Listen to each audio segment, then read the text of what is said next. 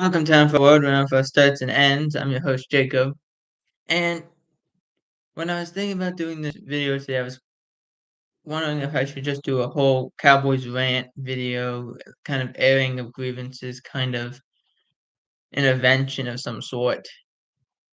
And then I decided, well, there's this news about Mike Willliams has to get out, so let's do that. Mike Willliams signs with the Jets, 1 year, $15 million deal. The Chargers had interest in bringing Mike Williams back. Jets made a great offer. He goes to New York, and now a very productive offense in terms of bringing who you got, bringing in Mike Williams, you're bringing in a better offensive line that you've reworked in the offseason.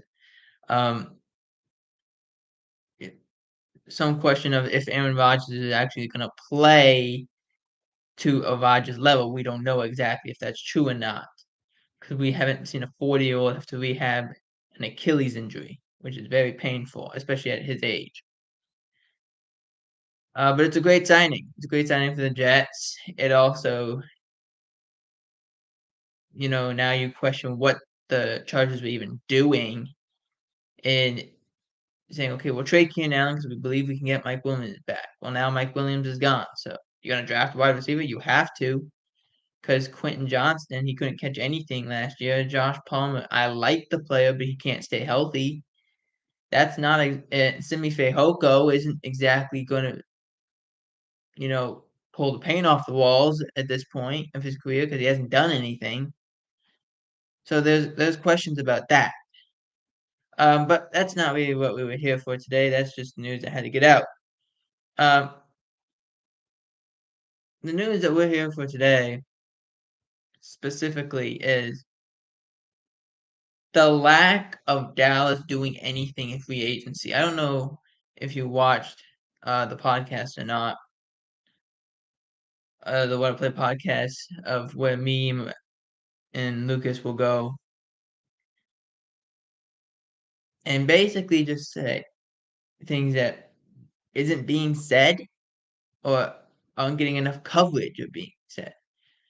And the first question I asked Lucas was, how does he feel about the Patriots and what they've done in the offseason? He said, well, yes, there's still a long way to go.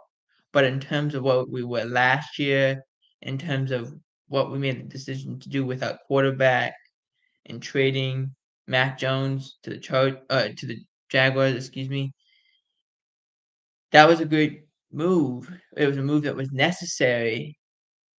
It's going to be interesting to see how they draft without Belichick, but they are making moves. It's just going to take some time. But how he felt comfortable knowing where they were at and what moves they had to make, which I understand. He then asked me, what do you think about what the Cowboys have done? And I told him, look, I don't know what this team is. I really don't have any idea what this team is.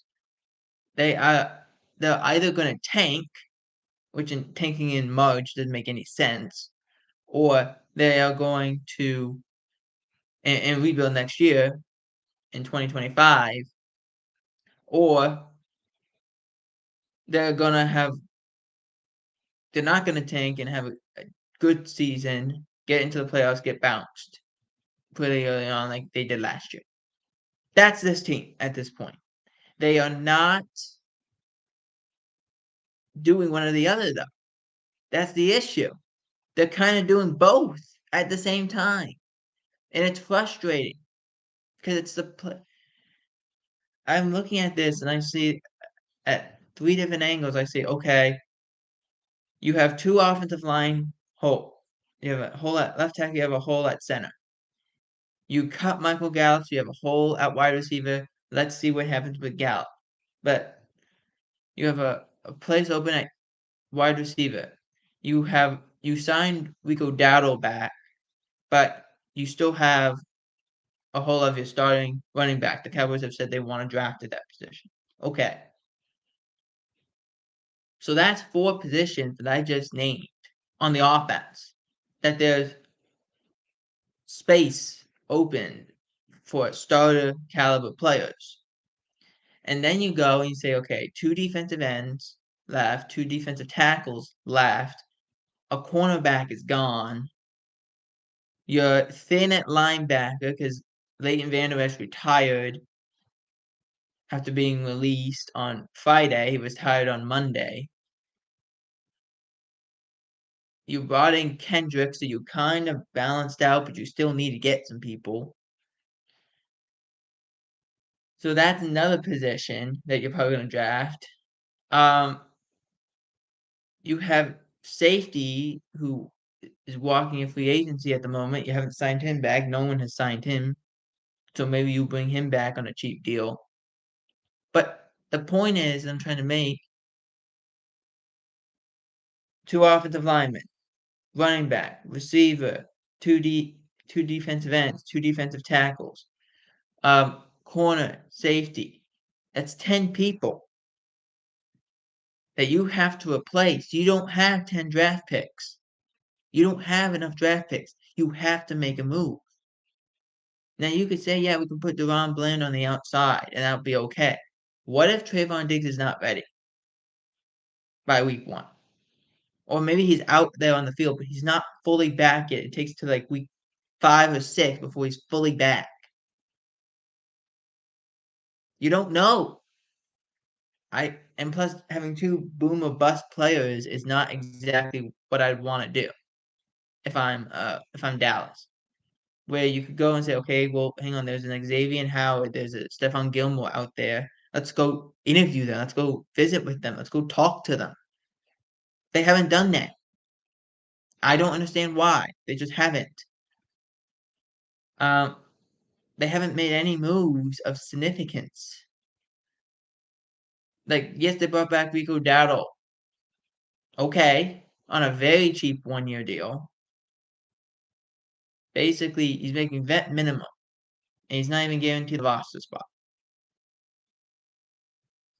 So you're telling, in the tackle market and free agency is pretty much picked bare. Same with the center market. So you're gonna be stuck to draft 2 players on the offensive line of a very bad free agent class. It's not good.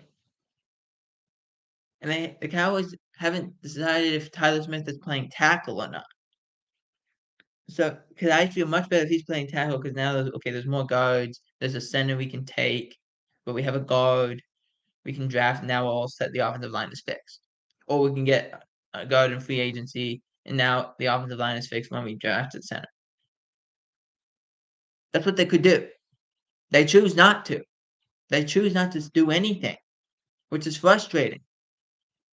I don't know if this team is good or not. This team is too good to lose 10 games. I'll tell you that. They're too good to lose 10 games. So you're not going to have a high draft pick. So instead, everyone's on a 1-year contract. Mike Zimmer and his staff is on a 1-year contract. The offensive staff is on a 1-year contract. Dak Prescott at this time is on a 1-year contract. CeeDee Lamb is on a 1-year contract. Michael Parsons is on a 2-year contract, essentially. You are doing this and deciding, okay, we're not going to do anything. And then you have Jerry Jones say, oh, yeah, we're going to go all in. And everyone's like, oh, okay, here we go. We're going to spend some money. Because Dallas is the least, and since I think 2021, they are in the top 5 of the lowest spending teams. They just don't spend. Not on their guys anyway. But it's like they're so afraid to spend money that it's ridiculous. And it's like, come on, spend some. Let's go. Let's go make some moves. Let's go make something happen. You have Hankins. You let him go. You're gonna draft a defensive tackle. You have to now. You have to sign somebody. Defensive end. You're gonna draft someone. You kind of have to. Corner. You're gonna draft someone. You kind of have to. Wide receiver. You're gonna draft someone probably. Free agent class is not that good. Offensive line, you're going to probably draft 2 positions. Running back, you're gonna draft. You've said that. So the point I'm trying to make is there's just not enough picks to make a move. There's just not. That's the frustrating thing with Dallas. They decide that they're not gonna make a move. And but the thing is they could.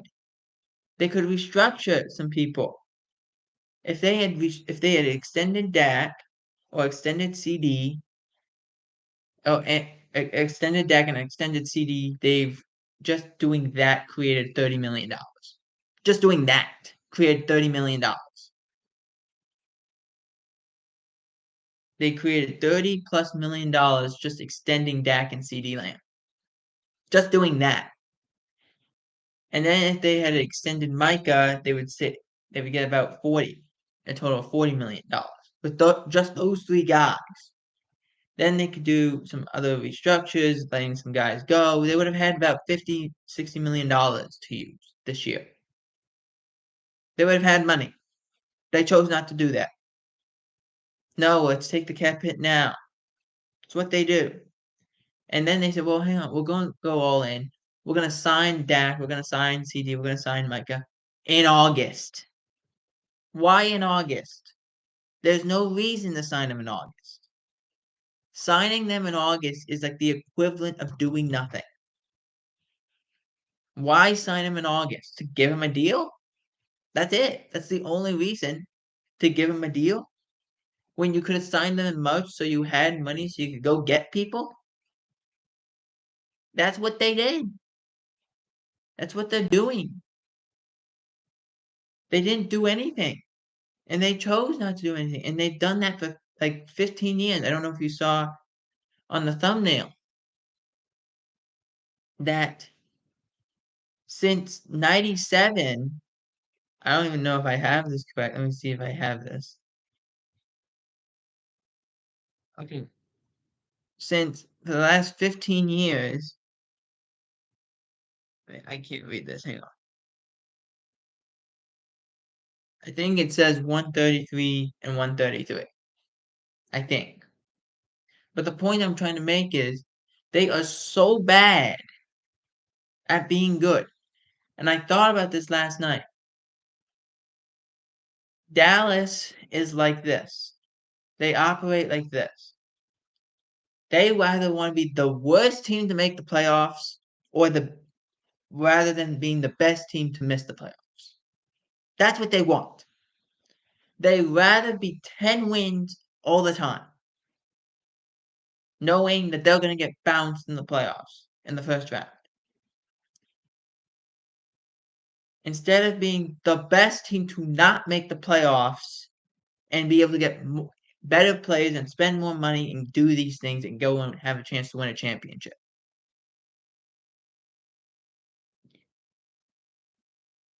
It's frustrating to watch Dallas not do something.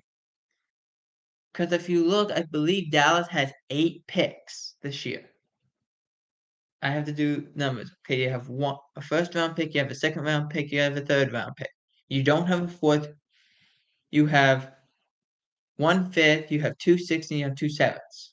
So you have 4, 5. Yeah, you have 8 picks. 8. You have 10 positions that you have to fill. You're gonna sign somebody? You have to. You have no one that can start for you that you're gonna be completely comfortable with. That's what Dallas is doing. It's frustrating too because there's no guarantee that those 10 positions get or that those positions get exactly looked at because there might not be players on the board at that time. That's what you're doing. And it's frustrating to watch this team. It's frustrating that they choose to do nothing. It's disheartening that they go and lie to people's face saying, oh, we're doing all this stuff, we're so prepared. When?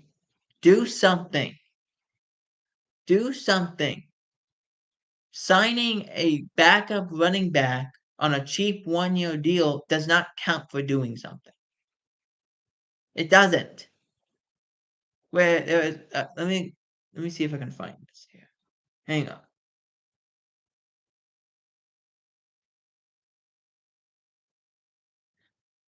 Here we go.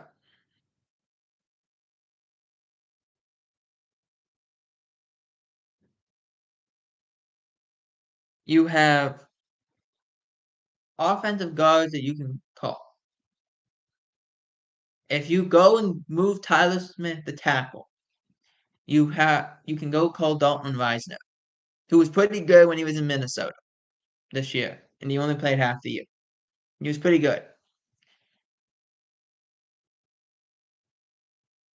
Um, and that solves your left guard position and your left tackle position. Then you draft a center, you're good. Your offensive line is good for a year.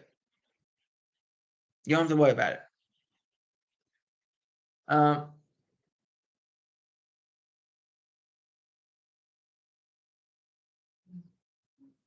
Stephon Gilmore, Xavier Howard, they're available. Why haven't you talked to them for the center or for the cornerback position? Why haven't you talked to them? That doesn't make sense.